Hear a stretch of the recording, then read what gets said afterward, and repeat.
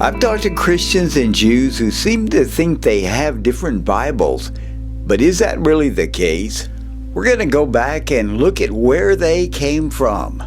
Who wrote them?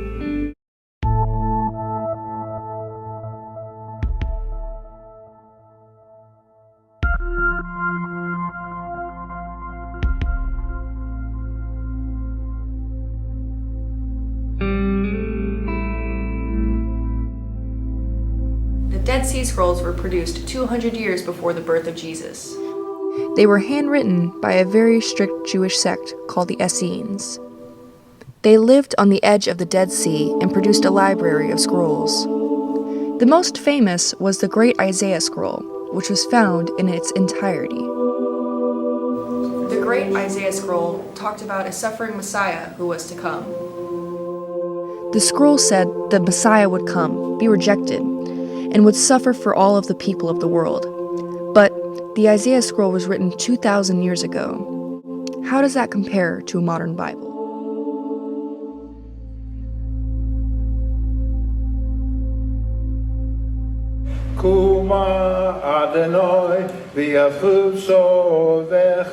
Rabbi Mort Petroshansky was raised in an Orthodox Jewish family.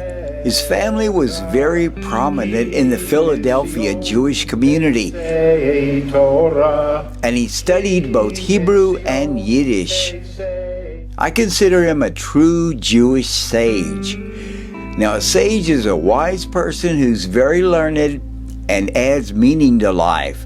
Rabbi Mort has an amazing understanding of the Tanakh, our Old Testament. He found Jesus when some Christians gave him a Christian Bible and asked him to read the messianic prophecies of Isaiah. He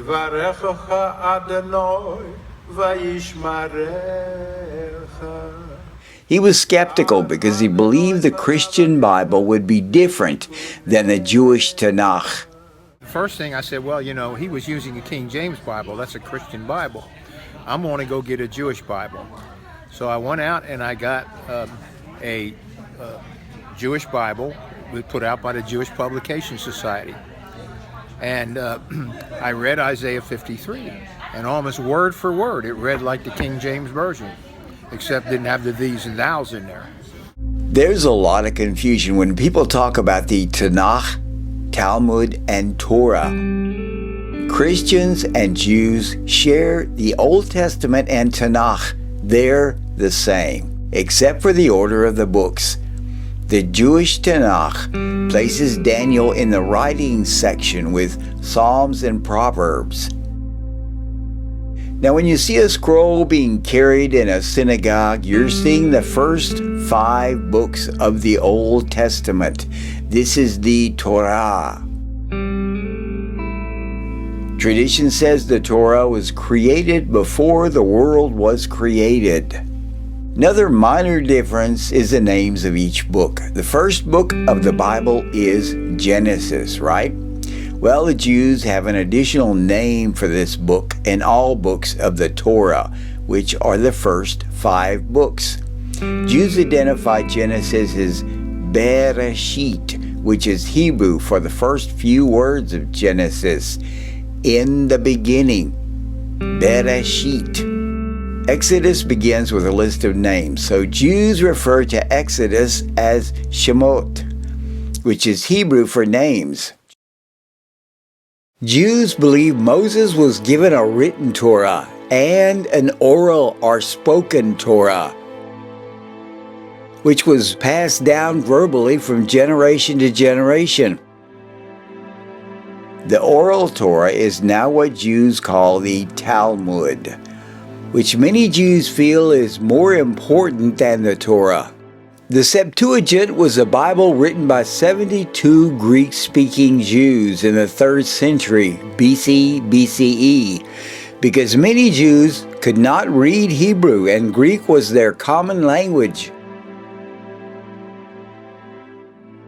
The Apostle Paul quoted the Septuagint extensively. Remember, it was a Greek Bible and he was ministering to Greeks. So with our sacred writings, we begin with the Torah and then the Septuagint, written by Greek-speaking Jews, which led to the Dead Sea Scrolls. The Dead Sea Scroll Library was begun in the 3rd century BCE, when the Essenes translated the Greek Septuagint into Hebrew at the Qumran community. Their scrolls were discovered in 1947. The New Testament, which is called the Brit Hadashah in Hebrew, was written in the 1st century. Most of the New Testament was written by Jewish scholar Paul. Most people feel the original writings were in Greek, though recently Hebrew has become a possibility, especially Matthew, which was written for Jews. A Latin Bible called the Vulgate was produced in the late 4th century for the Roman Catholic Church. The Aramaic Targum was written in the 2nd century. Remember, some people consider it a commentary. The Masoretic text was completed in the 10th century. The Masoretes were a Jewish group. They were concerned about Jews losing their ability to read Hebrew, so they came up with an aid. They added dots and dashes called nechud, and you find these in modern Torahs and Tanakhs. Let me go through these with you one more time quickly. We begin with the Torah, written law given to Moses, along with an oral law that became the Talmud. Then the Greek Septuagint, and from the Septuagint came the Dead Sea Scrolls, which were Hebrew translations of the Greek Septuagint. Then the New Testament, Brit Hadashah, written in the 1st century. The Targum was an Aramaic translation that eliminated references to the suffering Messiah. Then the Masoretic text. Remember, people were having trouble reading Hebrew, and so the Masoretes added vowels. Visit our site to learn more about the Talmud.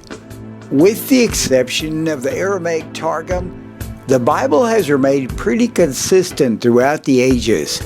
I'm Jim Becca.